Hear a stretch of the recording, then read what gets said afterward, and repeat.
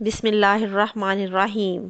اللہ کے نام سے شروع جو بڑا مہربان اور نہایت رحم فرمانے والا ہے۔ السلام علیکم ناظرین، یہ قدرتی امر ہے کہ جب بھی ملک الموت حضرت اسرائیل علیہ السلام کا نام انسان سنتا ہے تو بدن میں ایک بار کپکپی سی آ جاتی ہے، کیونکہ ملک الموت یعنی حضرت اسرائیل علیہ السلام ہی وہ فرشتہ ہیں جو انسان کی روح کو قبض فرمائیں گے۔ تمام ذی روح چیزوں کی روح قبض کرنے کی ڈیوٹی اللہ تعالیٰ نے اسی فرشتے کے ذمہ لگائی ہے۔ سوال یہ پیدا ہوتا ہے کہ آخر یہ ڈیوٹی حضرت اسرائیل علیہ السلام ہی کو کیوں دی گئی؟ تو یہ ایک دلچسپ حقیقت ہے۔ اس حوالے سے یہ روایت مشہور ہے کہ جب اللہ تعالیٰ نے حضرت آدم علیہ السلام کا پتلا بنانے کا ارادہ فرمایا تو جبرائیل علیہ السلام کو رب العالمین نے حکم دیا، ایک مشت خاک زمین پر سے لاؤ۔ بحکم الہی جبرائیل علیہ السلام آسمان کی بلندی سے فوراً اس زمین پر آئے کہ اب جہاں خانہ کعبہ ہے، چاہا کہ ایک مشت خاک لے۔ اس وقت زمین نے ان کو قسم دی کہ اے جبرائیل، خدا کے لیے مجھ سے خاک مت لے، اس سے خلیفہ پیدا ہوگا اور اس کی اولاد بہت عاصی و گناہگار موجب عذاب ہوگی۔ میں مسکین خاک پا ہوں، عذاب خدا کی طاقت و تحمل نہیں رکھتی ہوں۔ اس بات کو سن کر حضرت جبرائیل علیہ السلام خاک لینے سے باز آئے اور زمین سے مٹی نہ لی۔ غرض اسی طرح سے جبرائیل علیہ السلام لوٹ گئے اور میکائیل اور اسرافیل علیہ السلام سے بھی یہ کام انجام کو نہ پہنچا۔ تب اسرائیل کو بھیجا، ان کو بھی زمین نے منع کیا، انہوں نے نہ مانا اور کہا کہ جس کی قسم دیتی ہے میں اس کے حکم سے ہی آیا ہوں، میں اس کی نافرمانی نہیں کروں گا، تجھ کو لے ہی جاؤں گا۔ بس اسرائیل علیہ السلام نے ہاتھ نکال کر ایک مٹھی بھر خاک اسی سرزمین سے لے لی اور لے کر عالم بالا پر چلے گئے اور عرض کی کہ خداوند تو دانا و بینا ہے، میں نے یہ حاصل کیا ہے۔ تب اللہ تعالیٰ نے فرمایا، اے اسرائیل علیہ السلام، میں اس خاک سے زمین پر ایک خلیفہ پیدا کروں گا اور اس کی جان قبض کرنے کے لیے تجھی کو مقرر کروں گا۔ تب اسرائیل علیہ السلام نے معذرت کی کہ یا رب، تیرے بندے مجھے دشمن جانیں گے اور گالیاں دیں گے۔ جناب باری تعالیٰ نے فرمایا، اے اسرائیل، تو غم مت کر، میں خالق مخلوقات ہوں، ہر ایک موت کا سبب گردانوں گا اور ہر شخص اپنے اپنے مرض میں گرفتار رہے گا۔ تب دشمن تجھ کو نہ جانے گا، کسی کو درد میں مبتلا کروں گا اور کسی کو پانی میں غرق کروں گا، کسی کو کس طرح ماروں گا اور کسی کو کس طرح۔ پیارے دوستو، اسی حوالے سے حضرت ابو ہریرہ رضی اللہ تعالیٰ عنہ کی روایت بھی ہے کہ جب اللہ تعالیٰ نے حضرت آدم علیہ السلام کو پیدا فرمانے کا ارادہ کیا تو حضرت جبرائیل علیہ السلام کو زمین سے کچھ مٹی لانے کو کہا گیا۔ جب حضرت جبرائیل علیہ السلام مٹی لینے گئے تو زمین نے جبرائیل علیہ السلام سے کہا، میں تجھے اس ذات کی قسم دیتی ہوں جس نے تجھے میرے پاس بھیجا، تم یہ مٹی نہ لے کر جاؤ۔ اس مٹی سے جو انسان بنے گا وہ فساد پھیلائے گا اور خون بہائے گا اور اس کو آگ میں جلنا پڑے گا۔ جبرائیل علیہ السلام یہ سن کر اللہ تعالیٰ کی بارگاہ میں پہنچے تو اللہ تعالیٰ نے دریافت کیا کہ مٹی کیوں نہیں لائے؟ تو حضرت جبرائیل علیہ السلام نے جواب دیا کہ اے اللہ، جب اس نے آپ کی عظمت کا واسطہ ڈالا تو میں نے اسے چھوڑ دیا۔ تو اللہ تعالیٰ نے حضرت اسرافیل علیہ السلام کو بھیجا اور اس کے ساتھ بھی یہی معاملہ ہوا۔ پھر میکائیل علیہ السلام کو بھیجا، ان کے ساتھ بھی یہی معاملہ ہوا، حتیٰ کہ ملک الموت اسرائیل علیہ السلام کو بھیجا گیا۔ تو زمین نے جب اسرائیل علیہ السلام کو یہی جواب دیا تو اسرائیل علیہ السلام نے فرمایا، اے زمین، جس ذات نے مجھے تمہارے پاس بھیجا ہے وہ تم سے زیادہ فرمانبرداری کے لائق ہے، تو میں اس کے حکم کے سامنے تیری بات کیسے مان سکتا ہوں؟ چنانچہ آپ علیہ السلام نے زمین کی مختلف جگہوں سے کچھ مٹی لی اور اللہ کی بارگاہ میں حاضر ہو گئے۔ تو اللہ تعالیٰ نے ارشاد فرمایا، کیونکہ تم اس مٹی کو لے کر آئے ہو، اب تم ہی ان کی روح کو قبض کیا کرو گے۔ تو آپ علیہ السلام نے کہا کہ لوگ مجھ سے نفرت کرنے لگیں گے۔ تو اللہ تعالیٰ نے وعدہ فرمایا کہ کوئی تمہارا نام نہیں لے گا اور نہ کوئی تمہیں برا بھلا کہے گا۔ آئیے ساتھیو، اب ہم آپ کو حضرت اسرائیل علیہ السلام کی شکل و صورت کے بارے میں بتاتے ہیں۔ ایک حدیث کے مطابق حضرت ابراہیم علیہ السلام اپنے گھر میں تشریف فرما تھے کہ اچانک گھر میں ایک خوبصورت نوجوان شخص داخل ہوا۔ آپ علیہ السلام نے پوچھا، اے اللہ کے بندے، تجھے اس گھر میں کس نے داخل ہونے دیا؟ اس نے کہا کہ گھر والے نے۔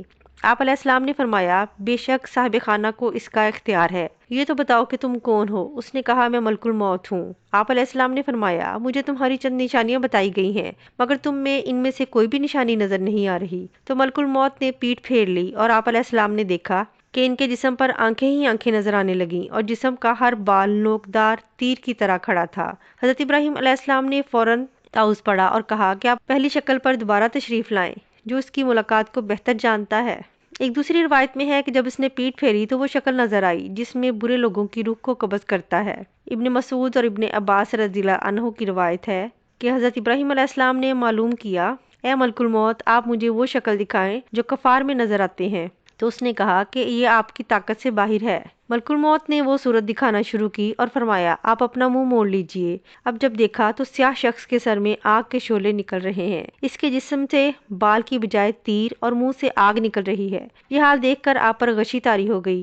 اس کے بعد آپ نے دیکھا کہ ملک الموت اپنی شکل میں موجود تھے۔ اب آپ یہ ذرا بتائیں کہ مومن کی روح کیسے قبض کرتے ہیں؟ تو کہا ذرا منہ پھیر لیجئے۔ آپ علیہ السلام نے منہ پھیر کر دیکھا تو آپ کے سامنے ایک حسین نوجوان کھڑا تھا جس کے کپڑے سفید اور جسم مہک رہا تھا۔ آپ علیہ السلام نے منظر دیکھ کر فرمایا اگر مومن کو آپ کے دیدار کی دولت ہی نصیب ہو جائے تو اس کے لیے یہی کافی ہے۔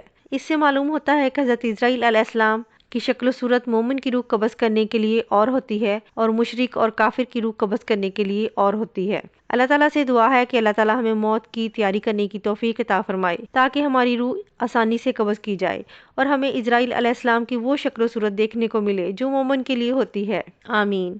جہاں تک بات ہے حضرت اسرائیل علیہ السلام کے دل میں رحم آنے کی، تو اس حوالے سے یہ حقائق مولانا رومی رحمۃ اللہ علیہ کی حکایات سے نقل کیے گئے ہیں کہ ایک دفعہ اللہ رب العزت نے حضرت اسرائیل علیہ السلام سے پوچھا کہ تجھے کسی کی جان قبض کرتے ہوئے کبھی رحم آیا؟ حضرت اسرائیل علیہ السلام نے عرض کیا الہی میرا ہر ایک کی روح قبض کرتے ہوئے دل دکھتا ہے مگر آپ کے حکم کی سرتابی کی مجال نہیں۔ ہاں ایک ایسا واقعہ گزرا ہے جس کا دکھ میں ابھی تک بھلا نہ سکا، وہ غم تنہائی میں بھی میرے ساتھ رہتا ہے۔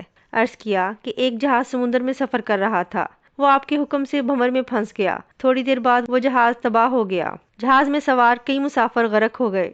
جو مسافر بچے ان میں ایک ماں اور اس کا نوزائیدہ بچہ بھی تھا جو تباہ شدہ جہاز کے ایک تختے پر سمندر کی لہروں میں آپ کے رحم و کرم پر بہے چلے جا رہے تھے۔ تیز ہوا نے انہیں سینکڑوں میل دور سمندر کے کنارے پہنچا دیا۔ میں ماں اور بیٹے کے بچ جانے پر بہت خوش ہوا، لیکن اسی لمحے آپ کا حکم ہوا کہ اس بچے کی ماں کی جان قبض کر لو۔ میں نے آپ کا حکم پورا کیا۔ اے باری تعالیٰ آپ جانتے ہیں کہ یہ حکم پا کر میرا کلیجہ کانپ گیا، اور جب میں نے اس طفل شیرخوار کو ماں سے الگ کیا تو مجھے کس قدر تکلیف پہنچی تھی۔ پھر حکم الہی ہوا، کیا تجھے معلوم ہے کہ بعد میں بچہ کہاں اور کس طرح پرورش پاتا رہا؟ اسرائیل علیہ السلام نے عرض کیا کہ آپ عالم الغیب ہیں، ظاہر اور باطن آپ پر عیاں ہے۔ اللہ رب العزت نے ارشاد فرمایا ہم نے موج سمندر کو حکم دیا کہ اس لاوارث بچے کو اٹھا کر ساحل پر ڈال دے۔ ساحل کے قریب ایک سرسبز و شاداب جزیرہ تھا۔ ہم نے پھولوں کو حکم دیا کہ بچے کے نیچے سیج بچھا دیں۔ سورج سے کہا کہ اپنی تیز شعاؤں سے بچے کو محفوظ رکھنا۔ بادل کو کہا بچے سے ذرا فاصلے پر برسے۔ درختوں کی شاخیں خود بخود جھک کر پھل اور ان کا رس اس کے منہ میں ڈال دیتی تھیں۔ جزیرے میں ایک شیرنی کی ہم نے ذمہ داری لگا دی اور وہ روزانہ اسے دودھ پلاتی۔ شیرنی کے خوف سے بچے کے پاس کوئی جانور نہیں آ سکتا تھا۔ اس جزیرے میں ہم نے خوشنما اور حسین پرندے بھیجے جو ہر وقت چہچہاتے تاکہ بچے کا دل پریشان نہ ہو۔ ہوا کو حکم دیا کہ اس بچے پر آہستہ آہستہ سے گزرے تاکہ اس کو کوئی تکلیف نہ پہنچے۔ اے اسرائیل علیہ السلام وہ تنہا اور بظاہر بے یار و مددگار بچہ پرورش پا کر خوب صحت مند اور بہادر ہو گیا۔ ہم نے اس کے پاؤں میں کبھی کانٹا بھی نہ چبھنے دیا۔ دنیا کی تمام نعمتیں اسے عطا کی۔ ایک بادشاہ شکار کھیلتے ہوئے ادھر آ نکلا۔ وہ خوبصورت اور صحت مند بچے کو دیکھ کر بہت خوش ہوا، اسے اٹھا کر اپنے محل لے گیا۔ ان کے ہاں اولاد نہ تھی، انہوں نے اسے اپنا بیٹا بنا لیا۔ بادشاہ کی موت کے بعد وہ اکیلا تخت و تاج کا مالک بن گیا۔ غرور اور تکبر سے ہمارے بندوں پر ظلم کرنے لگا، ایسا سرکش نکلا کہ خود ہی خدا بن بیٹھا، اپنے بت بنوا کر انہیں سجدے کروانے لگا۔ خاک کا فانی پتلا ہمارا شریک بن بیٹھا۔ آخر ہم نے اس کی بہتری کے لیے اپنے خلیل ابراہیم علیہ السلام کو اس کے پاس بھیجا۔ اس ظالم نے ہمارے پیارے کو بھی آگ میں پھینک دیا۔ اے اسرائیل علیہ السلام اس بچے نے میرا کیا شکریہ ادا کیا۔ وہ بچہ نمرود بن کر اس وقت ایک بڑے ملک کا بادشاہ ہے، اور اسی نے میرے خلیل ابراہیم علیہ السلام کو آگ کے الاؤ میں جھونکا ہے، اور اب خدائی کا دعویٰ کر کے لوگوں کو میری راہ سے ہٹاتا ہے اور حکم نہ ماننے والوں کو سخت سزا دیتا ہے۔ اسرائیل علیہ السلام نے عرض کیا اے مخلوقات کے خالق میں اس سرکش بچے کی حالت سے بے خبر ہونے کی وجہ سے دل میں خیال اور ملال لاتا رہا۔ آپ کے راز آپ ہی جانتے ہیں۔ اب بات کرتے ہیں حضرت موسیٰ علیہ السلام کا حضرت اسرائیل علیہ السلام کو تھپڑ مارنے کا واقعہ۔ حدیث پاک میں حضرت اسرائیل علیہ السلام کا ایک واقعہ ملتا ہے جو کہ حضرت موسیٰ علیہ السلام کا ملک الموت کو تھپڑ مارنے کے حوالے سے ہے۔ اس حوالے سے حضرت ابو ہریرہ رضی اللہ تعالیٰ عنہ فرماتے ہیں کہ موت کے فرشتے کو حضرت موسیٰ علیہ السلام کی طرف انسانی صورت میں بھیجا گیا۔ جب وہ فرشتہ آیا تو موسیٰ علیہ السلام نے اسے تھپڑ مار کر اس کی آنکھ پھوڑ دی۔ وہ اپنے رب تعالیٰ کے پاس واپس گیا اور عرض کیا اے اللہ تو نے مجھے ایسے بندے کی طرف بھیجا جو مرنا نہیں چاہتا۔ اللہ تعالیٰ نے اس کی آنکھ درست فرما دی اور فرمایا ان کے پاس دوبارہ جا۔ انہوں نے کہا کہ وہ اپنے ہاتھ کسی بیل کی پشت پر رکھیں، انہیں ہر بال کے عوض جو ان کے ہاتھ کے نیچے آئے گا 1 سال زندگی ملے گی۔ ساری کارروائی کے بعد موسیٰ علیہ السلام نے کہا اے میرے رب پھر کیا ہوگا؟ فرمایا پھر موت۔ انہوں نے کہا پھر ابھی ٹھیک ہے، لیکن انہوں نے اللہ تعالیٰ سے یہ دعا کی کہ مجھے ایک پتھر پھینکنے کے فاصلے تک مقدس سرزمین کے قریب کر دیا جائے۔ رسول اللہ صلی اللہ علیہ وآلہ وسلم نے فرمایا اگر میں وہاں ہوتا تو تمہیں راستے کی ایک جانب سرخ رنگ کے ٹیلے کے نیچے ان کی قبر دکھاتا۔ اس حقائق کو سننے کے بعد ذہن میں ایک سوال آتا ہے کہ ایسا کیوں ہوا؟ تو اس بارے میں ابن بطال رحمہ اللہ لکھتے ہیں کہ اصل میں اللہ تعالیٰ نے فرشتے کو حضرت موسیٰ علیہ السلام کے امتحان کے لیے بھیجا تھا، نہ کہ موت کے لیے، اور فرشتہ انسانی شکل میں آیا، اس لیے یہ معاملہ پیش آیا۔ اب ہم آپ کو حضرت اسرائیل علیہ السلام کی بارگاہ مصطفیٰ صلی اللہ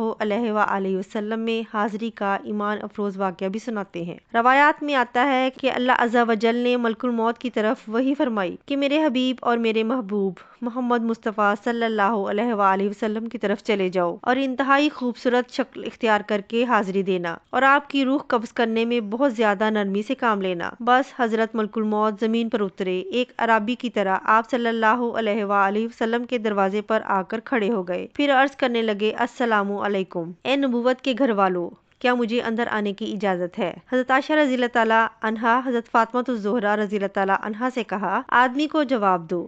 تو حضرت فاطمہ رضی اللہ تعالیٰ عنہا نے کہا اے اللہ کے بندے، اللہ تجھے ہر قدم پر اجر عطا فرمائے، رسول اللہ صلی اللہ علیہ وآلہ وسلم کو اپنی جان کا خیال ہے۔ اس نے دوبارہ صدا دی تو حضرت عائشہ رضی اللہ تعالیٰ عنہ نے حضرت فاطمہ رضی اللہ تعالیٰ عنہا سے کہا اس آدمی کو جواب دو۔ حضرت فاطمہ رضی اللہ تعالیٰ عنہا نے کہا اے اللہ کے بندے، اللہ تجھے ہر قدم پر اجر عطا فرمائے، رسول اللہ صلی اللہ علیہ وآلہ وسلم اپنے نفس میں مشغول ہیں۔ تھوڑی دیر گزرنے کے بعد اس نے پھر صدا دی کیا میں داخل ہو سکتا ہوں؟ مجھے ضرور داخل ہونا ہے۔ تو رسول اللہ صلی اللہ علیہ وآلہ وسلم نے حضرت اسرائیل علیہ السلام کی آواز سن لی، فرمایا اے فاطمہ دروازے پر کون ہے؟ انہوں نے عرض کیا اے اللہ کے رسول، ایک آدمی دروازے پر اندر آنے کی اجازت مانگ رہا ہے، ہم نے اسے 2 مرتبہ جواب دیا ہے، تو اس نے تیسری بار صدا دی جس سے میری جان کانپنے لگی۔ رسول اللہ صلی اللہ علیہ وآلہ وسلم نے فرمایا اے فاطمہ کیا تو جانتی ہے دروازے پر کون ہے؟ یہ لذتوں کو ختم کرنے والا ہے، جماعتوں کو بکھیرنے والا ہے، یہ عورتوں کو بیوہ کرنے والا ہے، بچوں کو یتیم کرنے والا ہے، یہ گھروں کو بے آباد اور قبروں کو آباد کرنے والا ہے، یہ ملک الموت ہے۔ پھر فرمایا اے ملک الموت، اللہ آپ پر رحم کرے، داخل ہو جاؤ۔ پس ملک الموت رسول اللہ صلی اللہ علیہ وآلہ وسلم کی بارگاہ میں آئے تو رسول اللہ صلی اللہ علیہ وآلہ وسلم نے فرمایا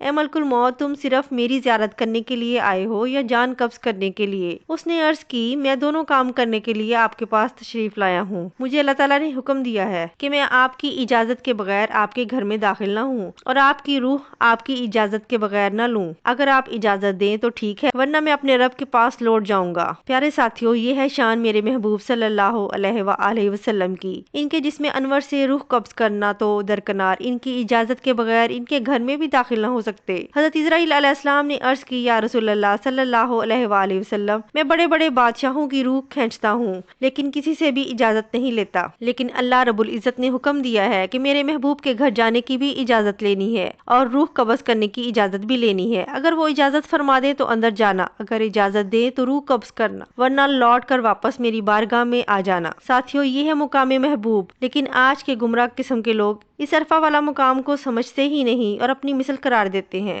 یہ تو وہ مقام ہے کہ جہاں ملک الموت دست بستہ اذن مانگ رہے ہیں کہ میرے رب نے حکم فرمایا کہ اگر میرے محبوب صلی اللہ علیہ وآلہ وسلم روح قبض کرنے کا اذن عطا فرما دیں تو ٹھیک ہے، ورنہ گستاخی نہ کرنا اور فوراً لوٹ کے میری بارگاہ میں حاضر ہو جانا۔ صحیح ستہ میں یہ حدیث موجود ہے کہ خالق کائنات نے حضور اکرم صلی اللہ علیہ وآلہ وسلم کو باقاعدہ اختیار دیا تھا کہ اے محبوب، اگر ہمیشہ کی زندگی چاہو تو ہمیشہ زمین کے اوپر چلتے پھرتے رہو اور چاہو تو میرے پاس آ جاؤ۔ یہ آپ صلی اللہ علیہ وآلہ وسلم کی چاہت تھی کہ آپ نے فرمایا یا اللہ عز و جل، میں نے صحابہ کو سب کچھ بتا دیا ہے، اب میں رفیق اعلیٰ کو پسند کرتا ہوں۔ یہ اختیار کسی اور کو نہیں دیا گیا، بعض انبیاء علیہ السلام کو دیا گیا لیکن محدود، کہ جتنا عرصہ رہنا چاہو رہ لو، لیکن بالآخر تمہیں آنا پڑے گا۔ لیکن رسول اللہ صلی اللہ علیہ وآلہ وسلم نے اذن عام دیا کہ چاہو تو ہمیشہ کے لیے زمین والی زندگی اختیار کر لو اور چاہو تو میرے پاس آ جاؤ۔ نبی اکرم صلی اللہ علیہ وآلہ وسلم نے اپنے اختیار سے اللہ عز و جل کی رفاقت کو پسند فرمایا۔ حضرت ملک الموت علیہ السلام نے عرض کیا کہ میں آیا ضرور ہوں، میرا مقصود تو آپ کی زیارت کرنا ہے اور اگر اجازت اجازت دیں تو روح قبض کر لوں، لیکن یہ روح قبض کرنا آپ کے اذن سے مشروط ہے کہ اذن ہے تو ٹھیک ورنہ چلا جاؤں گا۔ ساتھیوں، سب مل کر ایک بار رسالت مآب صلی اللہ علیہ وآلہ وسلم کی خدمت اقدس میں درود کا نذرانہ پیش فرماتے ہیں۔ اللہم صلی علی محمد وعلی آل محمد